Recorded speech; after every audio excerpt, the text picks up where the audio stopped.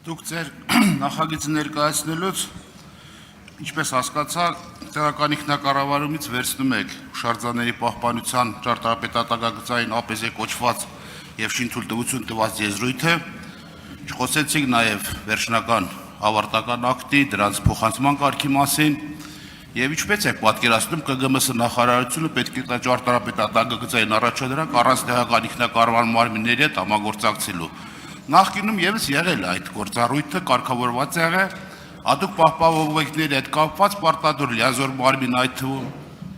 ԿԳՄՍ-ը համաձայնեցնում էր։ Հիմա ի՞նչն եք փոխում, ես չեմ հասկանում ձեր բերված նախագծով։ Գործառույթը վերցնում եք կայացած կառույցից, փոխանցում եք նոր կառույցի, որը այդ գործառույթից տեղյակ չի, բացարձակ։ Նախկինում լավ կարգավորում էր եւ այդ հատուկ նշանակության օբյեկտները, այդ թվում պատմամշակութային հուշարձանների տեղափոխման, վերակառուցման, ապա մոնտաժման, արդիականացման հետ կապված պարտադիր լիազոր մարմինների եզրակացություն ուղարկում էին փորձաքննություն ստանում էր, լիցենզիան դաբրոն ստանում էր, նոր գալիս էր դառնում էր փաստաթղթերի փաթեթ։ Շնորհակալություն։ Պարոն Ղազարյան, ես իմ խոսքում նշեցի, որ ըստ էության գործառույթները չի փոխվում եւ հուշարձանների իմ նշված հուշարձանների օտարման ոչ ենթակա թույլտվությունը միշտ տվել է լիազոր մարմինը եւ հիմա գործող օրենքով նույնպես տալիս է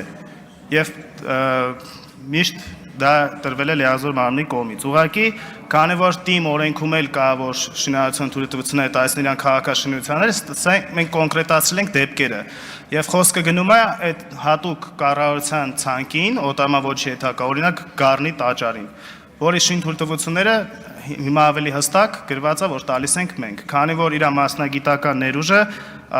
ավելի շատ լիազոր մարմնում է, քան տեղական ինքնակառավարման մարմիններում եւ նպատակահարմար են գտնում, որ դա հստակեցվի իրենց եւ մեր օրենքներում։ Արձագանք։ Այսինքն դուք մեծ հաշվով ձեր խոսքից հասկացա ոչինչ չեք փոխում։ Ինչ նախնդիր առաջացա, որ բերել եք փոփոխություն եք անում։ Այսինքն նորից եմ կրկնում, եթե նախկինում պատմամշակութային արժեքները հաշվառված էր, գրանցված էր, ունեին սեփականության վկայականներ եւ ըստ ոլորտային ստանդարտության որոշակի կարգավիճակ ունեին իրենց հիմնարկներին կցված։ Հիմա եթե նույն թույլտվությունը մեկը պետք է տեղական ինքնակառավարման մարմինը տա եւ հսկողությունը ինքը իրականացնի։ Ինքը պետք է քաղաքաշինական հսկողությունը ինքը իրականացնի, որտեղ թիմի մասին հստակ գրված է եւ համայնքի ղեկավարի մնացածի լիազորությունները գրված է քաղաքաշինական ոլորտում ինչ գործառույթներ պետք է իրականացվի։ Հիմնադիրը դուք եք, ձեր հաշվեկշռում է գտնվում, դուք պատշաճ հսկողություն իրականացրեք, կայացած համակարգը խեք ուզում քանդեք, նորը բերեք չիմանալով որ տակը ինչ կա դրած։ Հարգելի պարոն Ղազարյան, ինչպես նշեցիք, այո, բան չի փոխում, հստակեցվում է, որտեղ մեր օրենքով հուշարձանների մասին հիմա էլ է գրված, որ տալիս է լիազոր մարմինը, իսկ իրանց օրենքով թիմերի գրված է եւ քաղաքաշինության, որ տալիս են իրենք, բայց ձևակերպումների մեջ խնդիրներ կա, դրա համար մենք աշխատել ենք մեր գործընկերների հետ եւ հստակ ձևակերպումները ուղղել ենք եւ այսուհետ հստակ գրված է, որ ուրեմն օտարման ոչ ենթակա ցանկում գտնվողները տալիս ենք